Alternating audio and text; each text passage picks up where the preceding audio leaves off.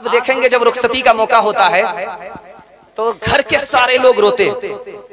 जवान बेटी को रुखसत किया जा रहा है, 18 साल पोस पाल करके बेटी रुखसत हो रही है, तो आप देखेंगे कि घर में मातम हो जाता है, सारे लोग रोते।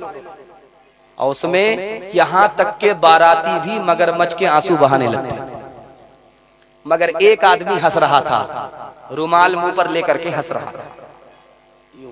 एक बच्चा देख लिया, उसने बाप से कहा, अब्बा हुजूर बाराती भी रो रहे हैं, ये सारा समाज रो रहा है इसलिए कि लड़की रुखसत हो रही है, मगर एक आदमी क्यों हंस रहा? तो बाप को हैरत हुई, कौन ये संगदिल है जालिम है जो हंस रहा है? बोला, अब्बा हुजूर ये दूल्हा बाबू हंस रहे, रुमाल मुंह में लेकर के हंस रहे। कहा कि बेटा ये तो रुखसती का मौका है, हम लोग रो रहे हैं, जिंदगी भर इसी बदनसीब को रोना है इसलिए हंस रहा।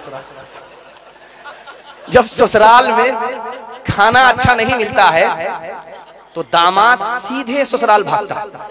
जब घर में अच्छा खाना नहीं होता तो सीधे ससुराल भागता है कि मुर्गा मिलेगा। सास बड़ी चालू थी कि परकल गिदरा ककड़ी खेल, एक दिन खिलाएंगे बार बार मुर्गा खाने के लिए आएगा, एक दिन ऐसा सबक देंगे कि कभी नहीं आएगा।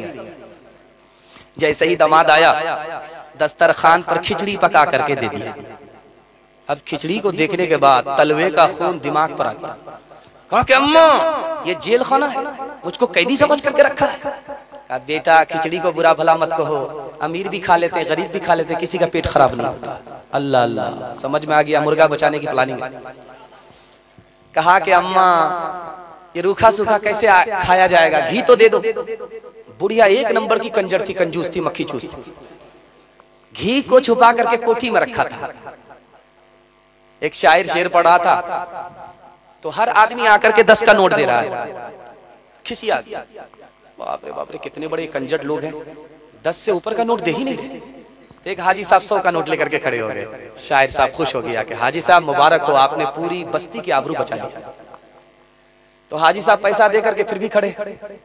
तो शायर साहब ने कहा, हाजी साहब बैठ जाइए, आपका काम हो गया। कहा नहीं, वो 90 रुपए वापस लेने के लिए खड़ा।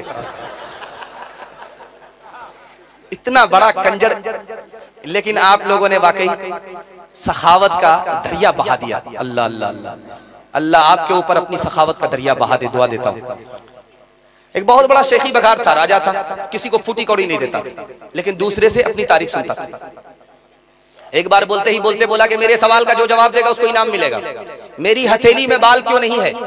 एक जवान खड़ा हुआ मक्खन मारने लगा। उसने कहा, हुजूर इसका जवाब मेरे पास है, आपकी हथेली में इसलिए बाल नहीं है कि आपका देते देते घिस गया है। ये सोचने लगा कि ओ ये तो चम्मच ही नहीं है, बहुत बड़ा चमचा है, ये तो पूरी पॉलिश मार रहा है। तो कहा देखो मुझे बेवकूफ मत बनाओ, अगर मेरी हथेली में बाल नहीं है तो तुम्हारी हथेली में भी बाल नहीं। कहा हुजूर इसका भी जवाब मेरे पास है, मैं आपका देते देते घिस गया, मेरा लेते लेते घिस गया।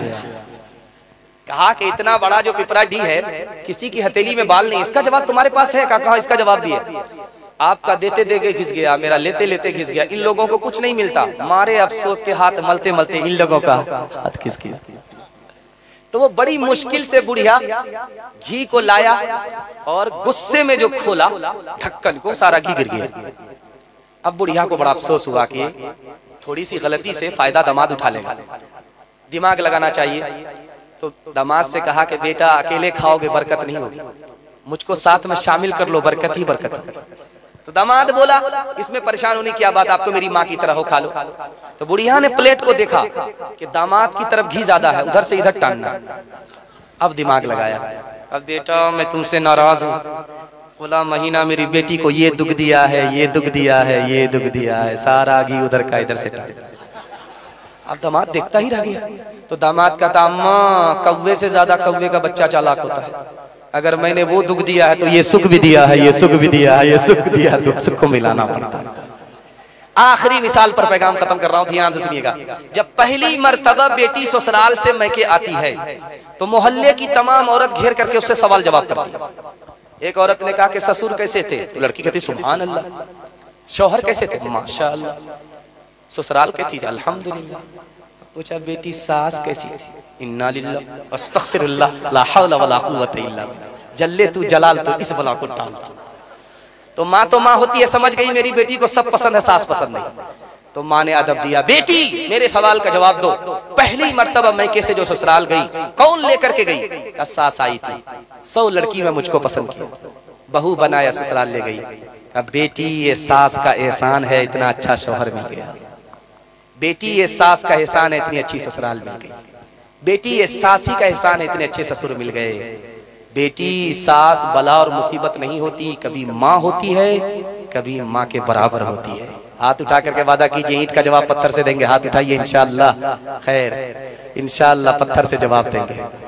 किरदार बद पे खुद ही ये गुस्से में आएगी, शौहर दिखाए डंडा तो ये झाड़ू दिखाएगी।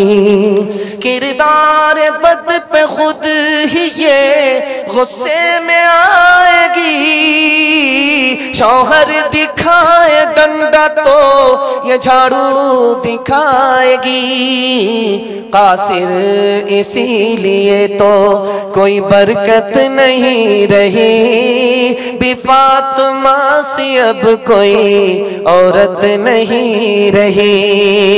गीबत में सबसे आगे ये औरत की जात है, चुगली तो इनके सामने बस दाल भात है।